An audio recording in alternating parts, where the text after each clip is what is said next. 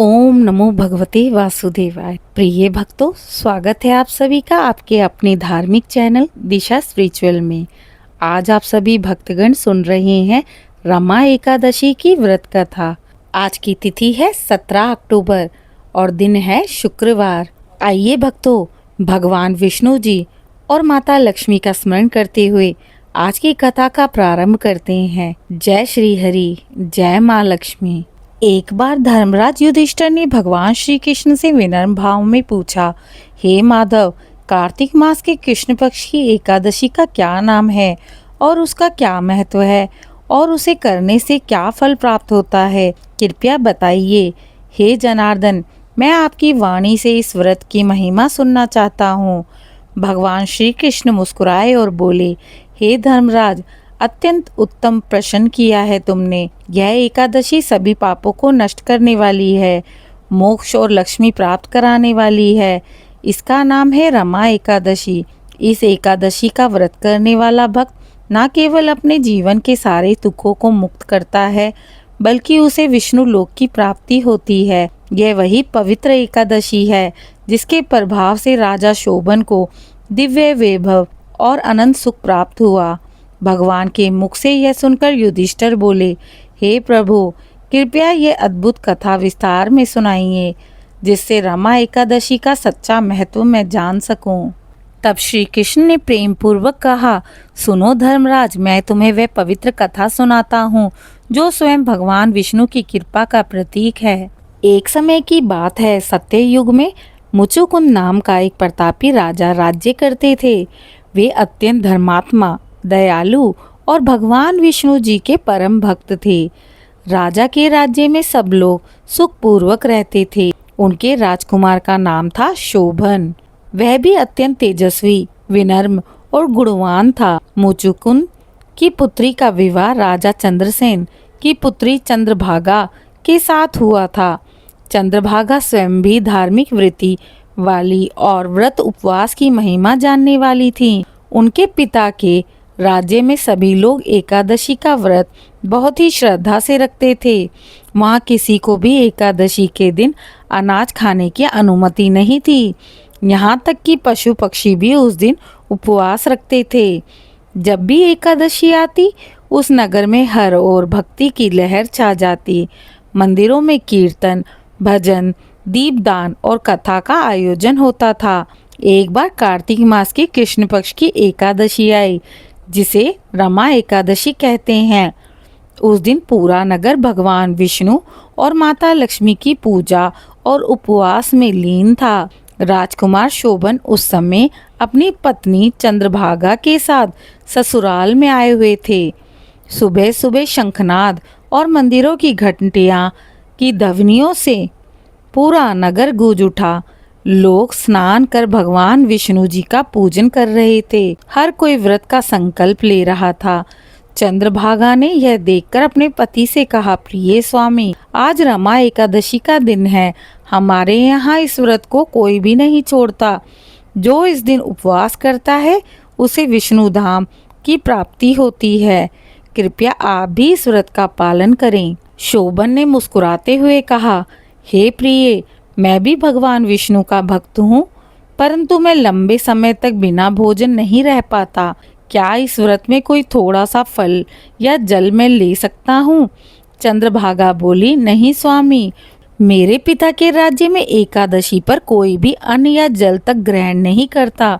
यहाँ तक कि पशु पक्षी भी उपवास रखते हैं।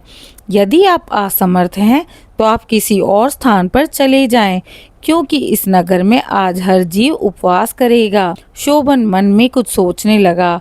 उसे लगा कि यदि वह इस व्रत को ना करे तो लज्जा होगी, और करे तो संभवतः शरीर दुर्बलता से सह नहीं हो पाएगा। अंततः उसने निश्चय किया कि वह भी उपवास रखेगा, चाहे परिणाम किसी भी प्रकार का क्यों ना हो। रमा एकादशी के दिन राजकुमार शोभन ने संकल्प लेकर उपवास आरंभ कर दिया। उसने पूरे दिन भगवान विष्णु जी का ध्यान किया, भजन सुने और रात्रि में जागरण किया, परंतु उसका शरीर दुर्बल था। भूख और प्यास से वह अत्यंत कष्ट में था। अगले दिन द्वादशी के सूर्योदय से पहले ही वह अत्यधिक कमजोरी के कारण बेहोश होने लगा और कुछ ही समय पश्चात उसने अपना शरीर त्याग दिया। चंद्रभागा का हृदय टूट गया। उसने रोते हुए भगवान से प्रार्थना की, हे प्रभु विष्णु, मेरे पति ने आपकी भक्ति में यह व्रत किया है, कृपया उन्हें मोक्ष प्रदान करें। राजकुमार शोभन की मृत्यु के पश्चात विष्णु के पार्षद उन्हें लेने आए। उसने पाया कि वह एक अद्भुत नगर में है, जहाँ स्वर्ण, हीरे और मणियों से सजा हुआ एक विशाल महल है। चारों ओर सुगंधित वायु, कल कल करती नदियाँ और फूलों से भरे बाग थे। वहाँ दिव्य अप्सराएं उनकी सेवा कर रही थीं। उसने सोचा, यह सब मुझे किस पुण्य के कारण मिला। तभी आकाशवाणी हुई, हे शोभन, ये सब तुम्हें रमा एकादशी व्रत के प्रभाव से प्राप्त हुआ है, परंतु क्योंकि तुमने व्रत श्रद्धा से तो किया, परंतु शरीर से दुर्बल होकर मृत्यु को प्राप्त हो गए, इसलिए यह राज्य स्थायी नहीं है। जब तुम्हारी पत्नी चंद्रभागा तुम्हारे लिए पुनः व्रत करेंगी, तब यह राज्य स्थायी हो जाएगा।